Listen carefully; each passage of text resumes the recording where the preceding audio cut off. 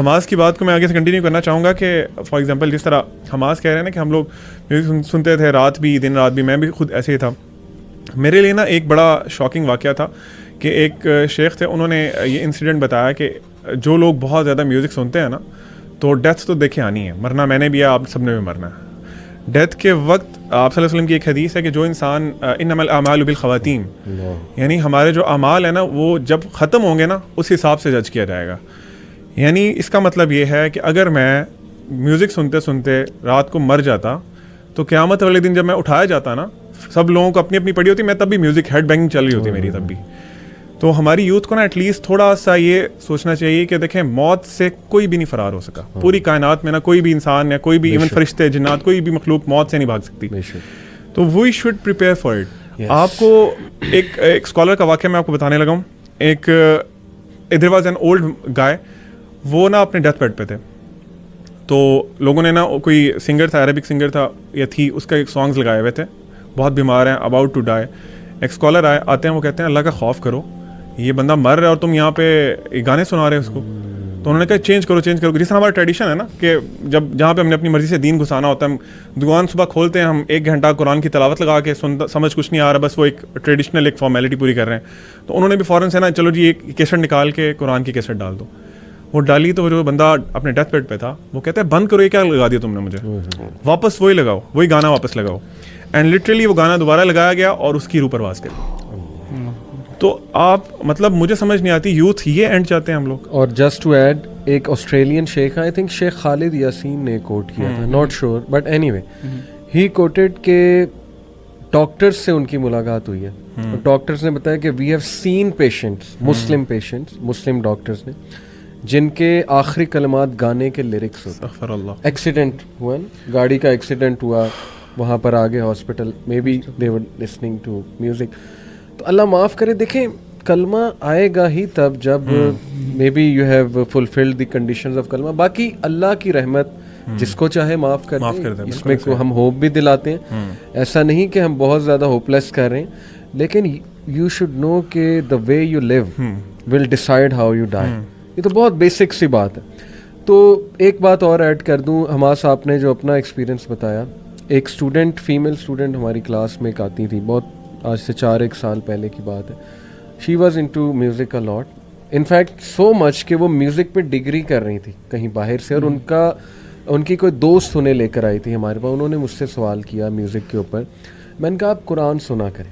Do you know what she said, and I appreciated कि you are being honest. She said कि मुझे कुरान सुन के नहीं वो फील आती जो आप जो म्यूजिक से आती है, नहीं आती, सीधी सी बात। बल्कि यहाँ तक सख्त अल्फाज जो आपने कहे कि मुझे तो कुरान खटकता है, अल्लाह माफ़ करे।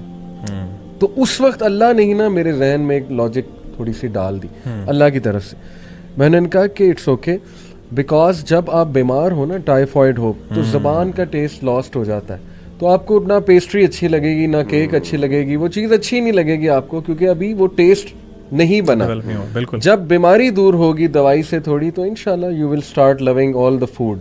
उस बीमारी में आपको फूड अच्छा नहीं लगेगा। तो it worked, kind of worked for her. मुझे नहीं पता क्या फिर आगे हुआ, लेकिन एनीवे उस टाइम अल्लाह ने डाला। तो वही बात है कि जिस स्टेट में आप हैं, हम अपने आप को देख लें। हम जिस स्टेट में थे, बल्कि मैं आपको वो कोट भी कर देता हूँ, एक बड़ी फेमस किताब है, किताब का नाम बड़ा फजूल है, learn the art of not giving a dash, anyway, लेकिन ये बड़ी मशहूर हुई। तो उसमें एक चैप्टर है Newton's third law of emotion, ये उन्होंने खुद अपनी तरफ से टाइटल रखा है, लेकिन साइंटिफिक रिसर्चेज उन्होंने कोट की। चैप्टर का एंड में नीचे टैग लाइन है कि your identity will stay your identity until a new experience acts against it।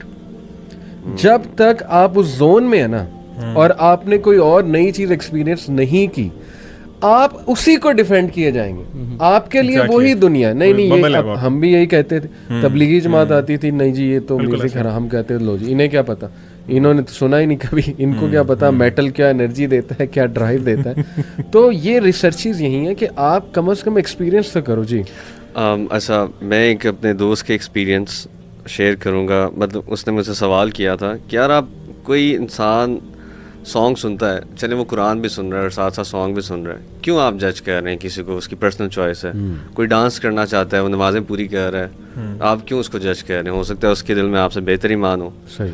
तो उस वक्त मेरी अकल के मुताबिक जो मैंने उसे जवाब दिया था ना, वो यही मैंने कहा था कि यार अगर तुम डांस कर रहे हो, सॉन्ग सुन रहे हो और तुम्हें उसी में मौत आ जाए और तुम उससे सेटिस्फाई हो तो तुम सुनते रहो। बेहतर पैरामीटर उसको जज करने का ये है कि आप देखो कि मौत अगर मुझे इस हालत में आ जाए तो क्या मैं कंफर्टेबल हूँ, मैं जाऊँगा इस दुनिया से वो काम करते हुए।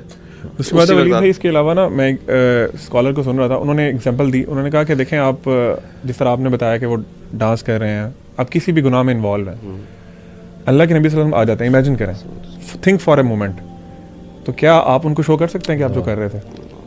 देखें तो इस एलिमेंट से ना उनका भी रेप्यूटेशन हो जाती है, जो समा और इस तरह की जो जिसको एक इस्लामिक एलिमेंट टच देते हैं म्यूज़िक को।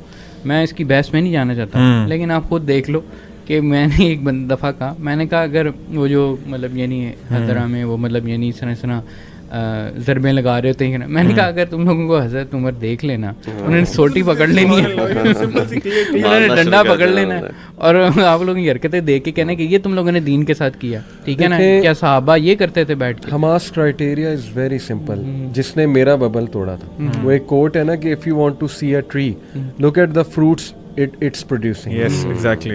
Musicians, सूफी म्यूजिक की मिसाल ले, how much is it helping themselves? Most musician, बल्कि most मैं कहूँगा 90% they are into girls, they are into affairs, they are into haram stuff, they are into drugs. इनके अंदर पीडोफिलिया भी बहुत, पीडोफिलिया वो तो फिर बहुत ही रॉक स्टार के अंदर बकायदा ये फिनोमेना उन्होंने काफ़ी नोटिस किया। They are into depression, they like to wake up at night.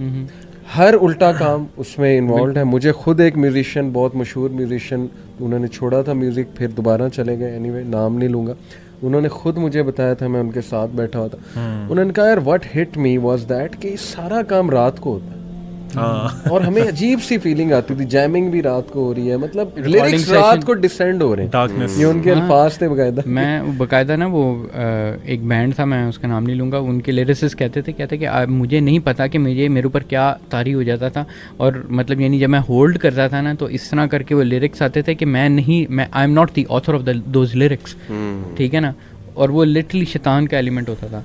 अच्छा एक और सॉरी मैं बात कर रहा हूँ कि वाकई में जो आपकी बात में ही मैं ऐड करना चाह रहा हूँ कि आप जो जानता है अंदर से, जो म्यूज़िक इंडस्ट्री को जानता है, हमारे पास वो बंदे आए हुए हैं, हमने भी उनसे भी मुलाकात की है, वो आपको बताएंगे कि अंदर ही क्या है, ठीक है ना इनकी हरकतें सीधी होती हैं, ठीक है ना डिप्रेशन के शिकार होते हैं, और उसमें एक्सट्रीम किस्म का ईवल एलिमेंट। एक और चीज़ ऐड कर लें, इनमें कंपटीशन, कट थ्रोट कंपटीशन की वजह से बैक बाइटिंग, ये मैंने खुद देखा है। बैंड्स हमने भी बनाने की कोशिश की और एक दूसरे से उस लेवल की नफरत कि अगले का डाउनफॉल जो है ना उसके लिए साजिशें करना, ये वो कल्चर है। बिल्कुल, क्योंकि इसमें मॉरल्स तो है ही नहीं ना, म्यूजिक या सॉन्ग्स में कौन से मॉरल्स सिखाते हैं? तो जब मॉरल्स ही नहीं है, उनके अपने मॉरल्स नहीं है, तो फिर वो जो मर्जी करे। और वही कहें कि ये वो अपेरेंटली कई दफा आपको मॉरल लगते हैं कि जी क्योंकि लिरिक्स बड़े मॉरल हैं, ये वो अंदर से उनकी लाइफ जाके देखते हैं, हसद करने लग जाना। कई सिंगर्स हैं उनका मर्डर हो जाता है, ये जो अभी बता भी रहे थे,